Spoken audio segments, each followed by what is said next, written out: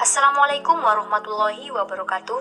Kami mahasiswa dari Institut Agama Islam Negeri Bone, Fakultas Ekonomi dan Bisnis Islam, Prodi Ekonomi Syariah Kelompok 3, Semester 2. Video ini dibuat untuk menyelesaikan salah satu tugas dalam mata kuliah aplikasi komputer dengan dosen pengajar Ibu Aisyah Nursyam, SPDM. Kami dari kelompok 7 terdiri dari 5 anggota kelompok yang masing-masing bekerja sama dalam memenuhi tugas dengan judul materi sejarah komputer dari masa ke masa. Sebelum memasuki pembahasan, izinkanlah kami memperkenalkan diri terlebih dahulu. Yang pertama ada Eriawan dengan NIM 602022021092. Yang kedua ada Hardina Pratiwi dengan NIM 602022021093. Yang ketiga ada saya sendiri Nuraini Sunardi dengan NIM 602022021094. Yang keempat ada Mabra Yusuf KH dengan NIM 602022021095. Yang terakhir ada Kartini dengan NIM 602022021096. Baiklah, kami dari kelompok 7 akan mempresentasikan materi dengan judul Sejarah Komputer dari Masa ke Masa. Baik, saya akan menjelaskan tentang definisi komputer. Komputer adalah alat yang dipakai untuk mengelola data menurut prosedur yang telah dirumuskan. Kata komputer semula dipergunakan untuk menggambarkan orang yang pekerjaannya melakukan perhitungan aritmatika dengan atau tanpa alat bantu. Tetapi arti kata ini kemudian dipindahkan kepada mesin itu sendiri. Asal mulanya pengolahan informasi hampir eksklusif berhubungan dengan masalah aritmatika, tetapi komputer modern dipakai untuk banyak tugas yang tidak berhubungan dengan matematika. Dalam arti seperti itu terdapat alat seperti slide rule, jenis kalkulator mekanik, mulai dari abakus dan seterusnya, sampai semua komputer elektronik yang kontemporer. Istilah lebih baik yang cocok untuk arti luas seperti komputer adalah yang mengelola informasi atau sistem pengolahan informasi. Selama bertahun-tahun, sudah ada beberapa arti yang berbeda dalam kata komputer, dan beberapa kata yang berbeda tersebut sekarang disebut sebagai komputer. Kata komputer secara umum pernah dipergunakan untuk mendefinisikan orang yang melakukan perhitungan aritmatika dengan atau tanpa mesin pembantu. Menurut Banhar Kongchas Dictionary of Etymology, kata tersebut digunakan dalam bahasa Inggris pada tahun 1646 sebagai kata untuk orang yang menghitung. Kemudian menjelang 1897 juga digunakan sebagai alat hitung mekanis. Selama Perang Dunia Kedua, kata tersebut menunjuk kepada para pekerja wanita Amerika Serikat dan Inggris yang pekerjaannya menghitung jalan artileri Perang Dunia dengan mesin hitung. Charles Babbage mendesain salah satu mesin hitung pertama yang disebut mesin analytical. Selain itu, berbagai alat mesin sederhana seperti slide rule juga dapat dikatakan sebagai komputer. Charles Babbage yang lahir 26 Desember 1792 adalah seorang matematikawan dari Inggris yang pertama kali mengemukakan gagasan tentang komputer yang dapat diprogram. Sebagian dari mesin yang dikembangkannya kini dapat dilihat di Museum Sains, London tahun 1991. Dengan menggunakan rencana asli dari Babbage, sebuah mesin diferensial dikembangkan dan mesin ini dapat berfungsi secara sempurna, yang membuktikan bahwa gagasan Babbage tentang mesin ini memang dapat diimplementasikan. Selanjutnya, cikal bakal komputer. Cikal bakal komputer bernama Integrated Circuit. Komputer yang kita pakai kini sudah tergolong canggih jika dibandingkan dengan saat pertama kali chip prosesornya ditemukan.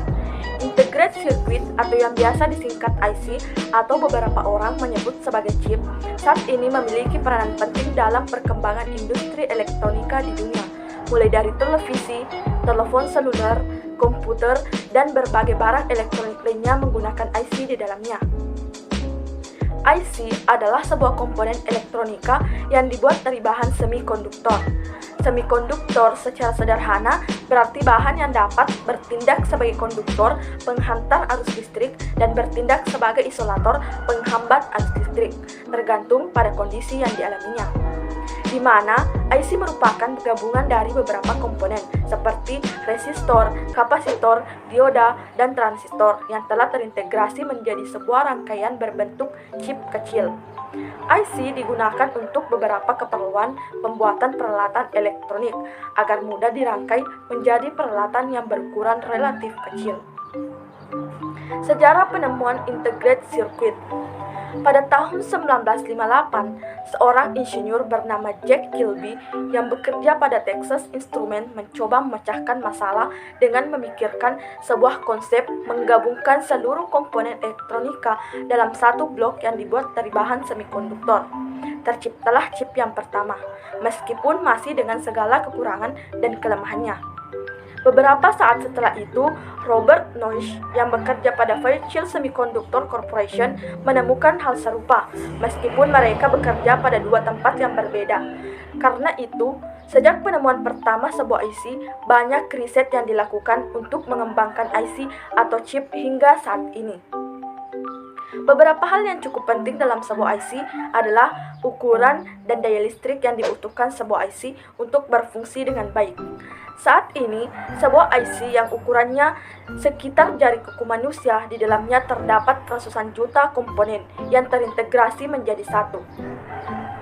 Gordon Moore, CEO founder perusahaan Intel pada tahun 1965 memperkirakan bahwa jumlah transistor yang terdapat dalam sebuah IC akan bertambah 2 kali setiap 18 bulan sekali. Sebagai contoh perkembangan IC, sebuah 64 MBit DRAM yang pertama kali di pasaran pada tahun 1994 terdiri dari 3 juta transistor, dan mikroprosesor Intel Premium 4 terdiri lebih dari 42 juta transistor, dan kira-kira terdapat 281 IC di dalamnya. Bahkan, berdasarkan pada International Technology Roadmap for Semiconductor atau ITRS, diharapkan akan tersedia sebuah chip yang terdiri dari 3 miliar transistor pada tahun 2008. Umumnya, bahkan semikonduktor yang digunakan dalam pembuatan IC adalah silikon. Proses pembuatan IC sendiri terdiri dari ratusan step. Meskipun proses pembuatan hingga siap untuk digunakan sangatlah rumit, namun keuntungan yang didapat dari fleksibilitas sebuah IC dibandingkan dengan jika tidak menggunakan IC. Selanjutnya saya akan menjelaskan mengenai perkembangan komputer era sebelum tahun 1940. Yang pertama yaitu abacus. Abacus muncul sekitar 5.000 tahun yang lalu di Asia Kecil dan masih digunakan di beberapa tempat hingga saat ini. Dapat dianggap sebagai awal mula mesin komputasi. Sebenarnya alat ini berasal dari Mesir, tetapi oleh orang Cina dibawa ke negerinya sehingga berubah namanya menjadi Cipoa. Abacus ini berfungsi untuk melakukan perhitungan menggunakan biji-bijian geser yang diatur pada seburak. Para pedagang di masa itu menggunakan abacus untuk menghitung transaksi perdagangan. Abacus kehilangan popularitasnya di saat munculnya pensil dan kertas, terutama di bagian Eropa. Yang kedua yaitu kalkulator roda numerik 1. Setelah hampir 12 abad, muncul penemuan lain dalam hal mesin komputasi. Pada tahun 1642, Blaise Pascal, tahun 1623 sampai 1662, yang pada waktu itu berumur 18 tahun, menemukan apa yang ia sebut sebagai kalkulator roda numerik atau numerical well calculator, di mana untuk membantu ayahnya untuk melakukan perhitungan pajak. Kotak persegi kuningan ini yang dinamakan Pascalin menggunakan 8 roda putar bergerigi untuk menjumlahkan bilangan hingga 8 digit. Alat ini merupakan alat penghitung bilangan berbasis 10. Kelemahan alat ini adalah hanya terbatas untuk melakukan penjumlahan saja. Yang ketiga yaitu Kalkulator roda numerik 2. Tahun 1694, seorang matematikawan dan filsuf Jerman, Gottfried Wilhelm von Leibniz, tahun 1646 sampai 1716, memperbaiki Pascalin dengan membuat mesin yang dapat mengalihkan. Sama seperti pendahulunya, alat mekanik ini bekerja dengan menggunakan roda-roda bergerigi. Dengan mempelajari catatan dan gambaran yang dibuat oleh Pascal, Leibniz dapat menyempurnakan alatnya. Selanjutnya, yang terakhir yaitu kalkulator mekanik. Charles Xavier Thomas de Colmar menemukan mesin yang dapat melakukan 4 fungsi aritmatik dasar. Kalkulator mekanik Colmar aritmometer mempresentasikan pendekatan yang lebih praktis dalam kalkulasi karena alat tersebut dapat melakukan penjumlahan, pengurangan, perkalian, dan juga pembagian. Dengan kemampuannya, aritmometer banyak dipergunakan hingga masa Perang Dunia Pertama. Bersama-sama dengan Pascal dan Leibniz, Colmar membantu era komputasi mekanikal.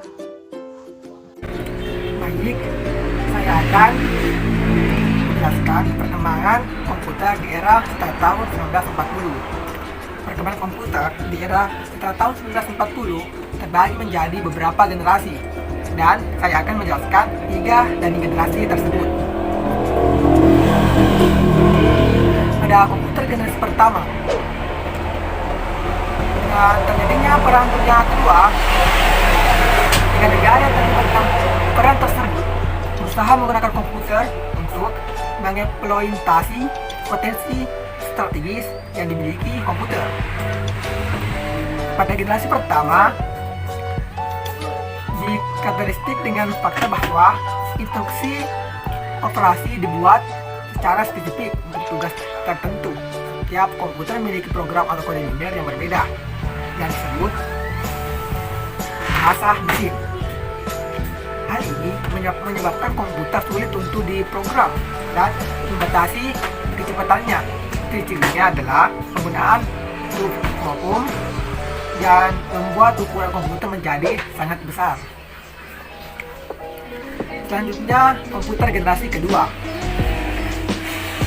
Pada tahun 1948, penemuan transistor sangat mempengaruhi perkembangan komputer.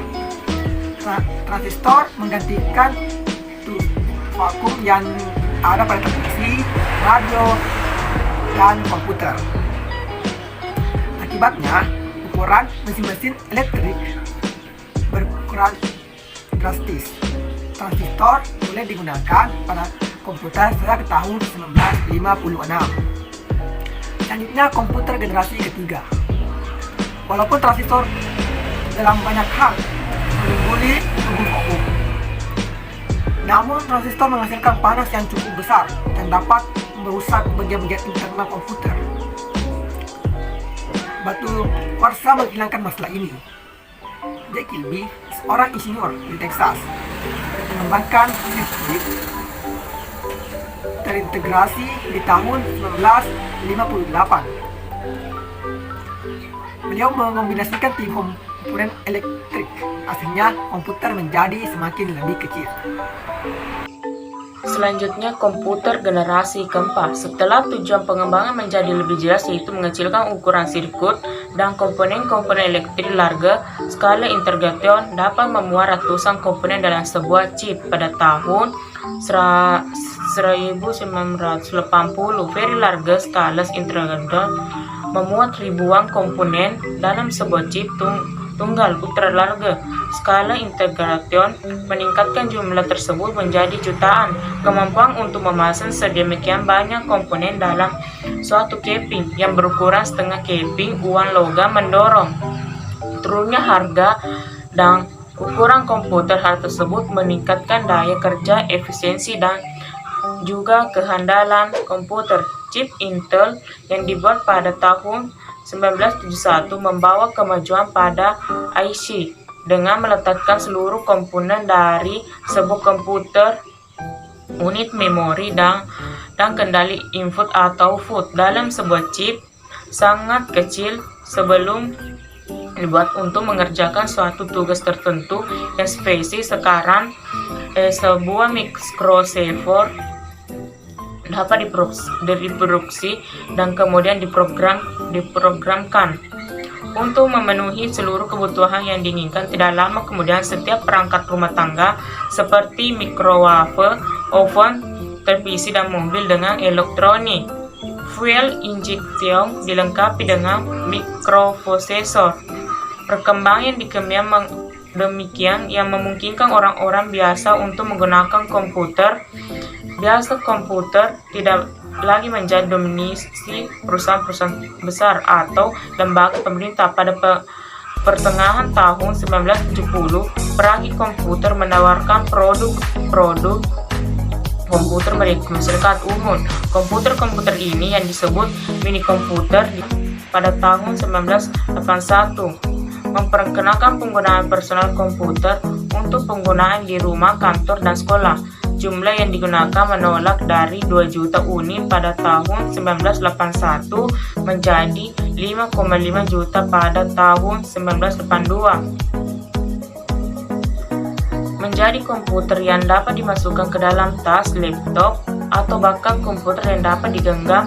Seiring dengan menjamurnya penggunaan komputer di tempat kerja, cara baru untuk mengenali potensi tersebut dikembangkan seiring dengan bertambahnya kuatnya suatu komputer kecil.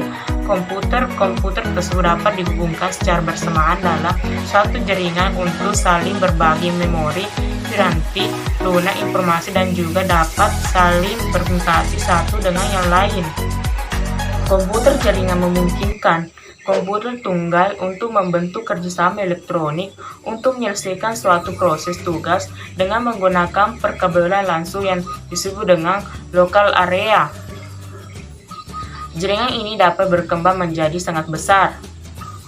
Komputer generasi kelima sampai sekarang. Mendefinisikan komputer generasi kelima menjadi cukup sulit karena tahap ini masih sangat mudah. Contoh imajinatif komputer generasi kelima adalah komputer fiksi dari novel karya Arthur yang diinginkan dari sebuah komputer generasi kelima dengan kecerdasan buatan artificial intelligence dapat cukup memiliki nalar untuk melakukan percakapan dengan manusia menggunakan masukan visual dan belajar dari pengalaman sendiri.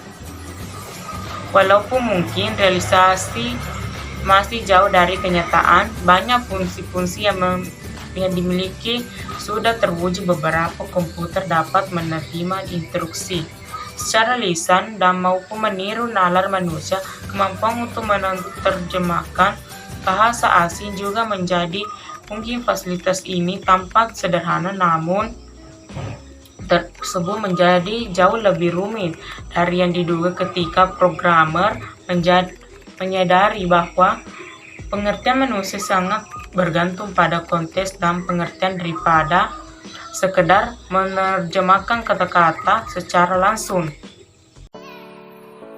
Kesimpulan yang dapat kami berikan dalam video kali ini yaitu komputer adalah alat yang dipakai untuk mengolah data menurut perintah yang telah dirumuskan.